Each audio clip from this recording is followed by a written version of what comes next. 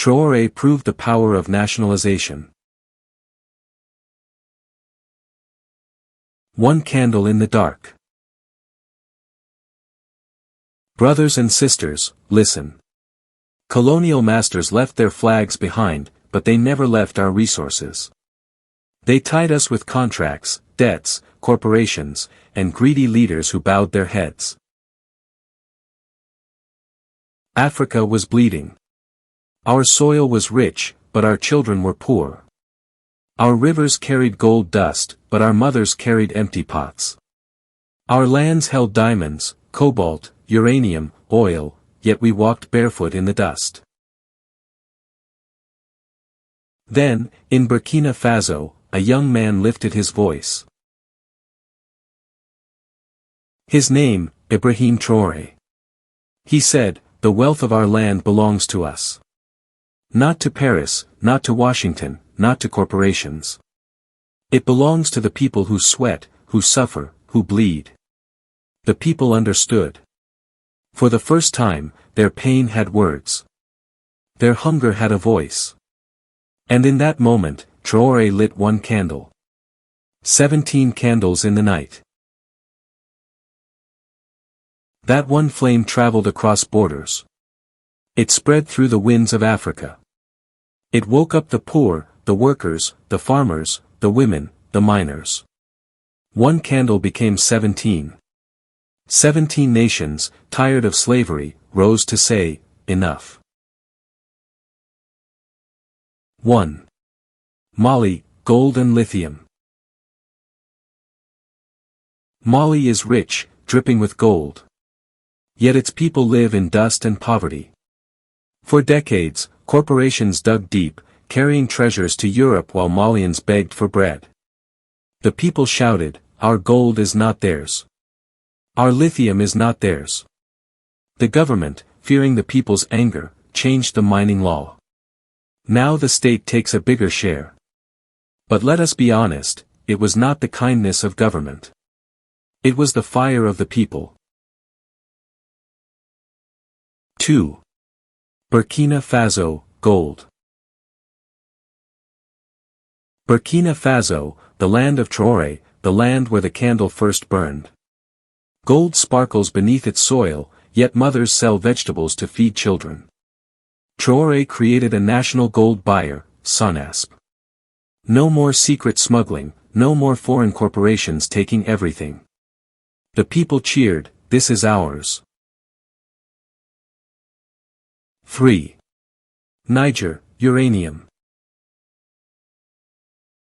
For 60 years, Niger gave France uranium. France built lights, trains, cities. But Niger's own people remained in the dark. Villages near the mines had no electricity.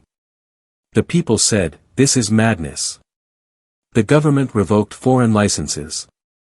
It was the people's fury that pushed it. 4. Guinea, bauxite and iron ore. Guinea is the kingdom of bauxite, the blood of aluminum. Yet Guinea was chained by foreign contracts. The people saw trucks carrying stones, but no jobs, no factories. The leaders were forced to declare, "No refinery, no mine. Build here or leave." 5. Ghana, lithium and gold. Ghana, land of cocoa, gold, and now lithium. But for decades, the riches went out raw, while Ghanaians stayed broke. The people stood up, no more raw exports. The government passed laws for processing at home. It feared its people more than the West. 6. Senegal, oil and gas. Senegal discovered oil and gas. Foreign companies rushed in, greedy for contracts. But the people shouted in the streets, "Audit the deals. Renegotiate for us." The new president heard the roar of the crowd. He had no choice but to listen. 7. Democratic Republic of Congo, cobalt and copper. DRC is the heart of the world's future. Cobalt powers every electric car, every smartphone. Yet Congolese children dig it with bare hands, while foreign companies grow rich. The people screamed, "We are not donkeys for your machines." The government renegotiated deals. But the people know, the fight is far from over. 8. Gabon, oil. In Gabon, oil flowed for decades, but people still lived in wooden shacks. Leaders sold the nation cheap. But when the people stirred, the government nationalized oil fields. They feared being thrown out by angry citizens. 9. Chad, oil. Chad, poor and exploited, watched Exxon and others steal its oil. The people grumbled, "Why do we have nothing?"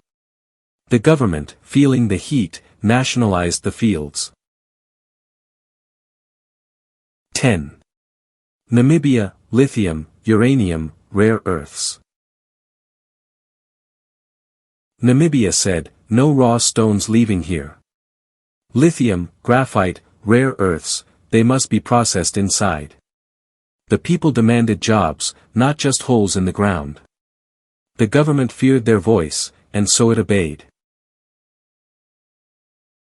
11. Zimbabwe, lithium. Zimbabwe, mocked and punished by the West, still stood tall. The people said, "No raw lithium. We refine, we build, we benefit." And so the ban was placed. 12. Botswana, diamonds.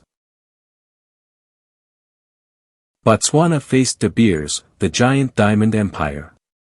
The people whispered, "These are our stones." The leaders renegotiated. Botswana gained more. 13. Tanzania, nickel, graphite, lithium. Tanzania forced companies to give the state a free share. Not because the leaders wanted it, but because the people wanted justice. 14. Uganda, gold. Uganda's people asked, "Why export raw gold when we can refine it here?" The government placed heavy levies, forcing local processing. 15. Kenya, critical minerals. Kenya's people demanded factories, not holes. The government drafted laws to stop raw exports. 16. Mozambique, gas and minerals. Mozambican people cried, "We are workers, not slaves." The government forced foreign companies to use local workers and suppliers. 17. Rwanda, mining laws. Rwanda rewrote its mining laws. Leaders said it was modernization. But the truth? It was people's power rising. Why only 17? 17 candles are burning.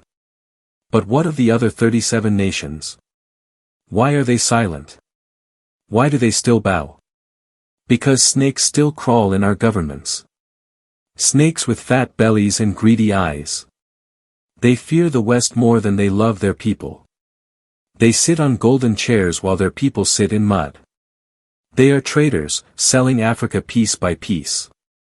But brothers and sisters, the people are not stupid.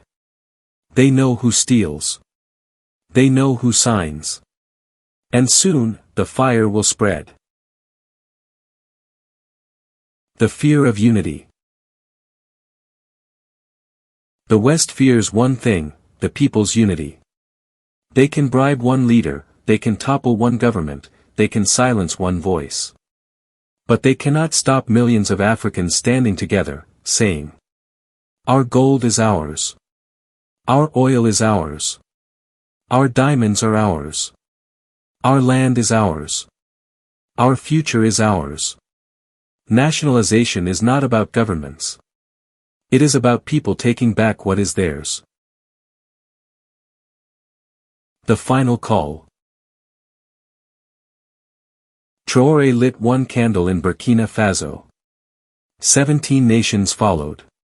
The others are trembling, hiding behind the West, pretending they are weak. But the people are watching.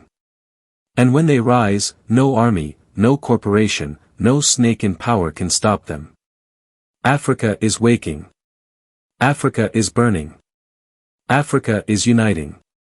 And when all 54 candles burn, the darkness will vanish, and Africa will shine like the sun it always was.